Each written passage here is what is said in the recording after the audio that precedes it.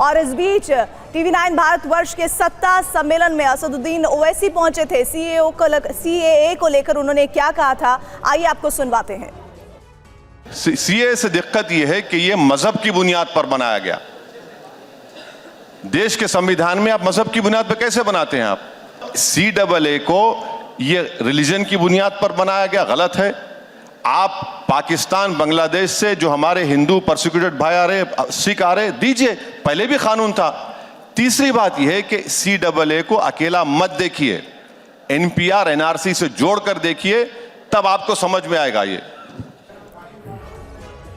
पंकज झा का सीधे हम रुख कर लेते हैं। पंकज, पाकिस्तान, अफगानिस्तान और बांग्लादेश, यहाँ से गैर मुस्लिम जो लोग वहां पर रहते हैं, जो 6 धर्मों से, अलग अलग धर्मों से ताल्लुक रखते हैं, उनको भारत में जगह देने के लिए सीए कानून बहुत अहम है। और इसी धर्म से जुड़े हुए जो भारत में रह रहे हैं, जिनके पास कागजात नहीं है, उनको लेकर भी कहा गया है कि डरने की जरूरत नहीं है। लेकिन जिस तरह से इस पूरे कानून को लेकर भ्रांतियां फैलाई गई, और ऐसे में आज कहा जा रहा है कि सीए को लेकर प्रधानमंत्री का वक्तव्य अहम होगा, क्या लगता है कि सीए का नोटिफिकेशन और क्या ये आज से ही लागू होने की तरफ एक बड़ा कदम हो सकता है? प्रधानमंत्री के संबोधन को अगर हम समझे तो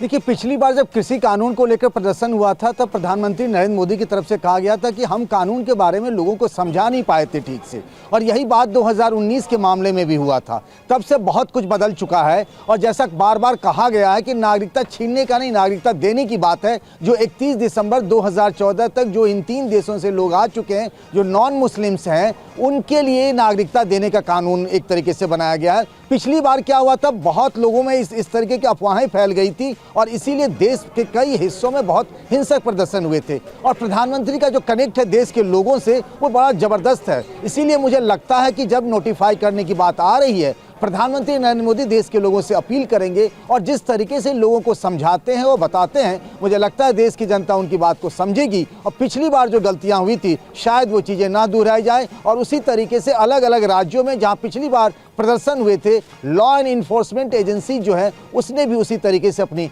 तैयारी भी कर रखी है।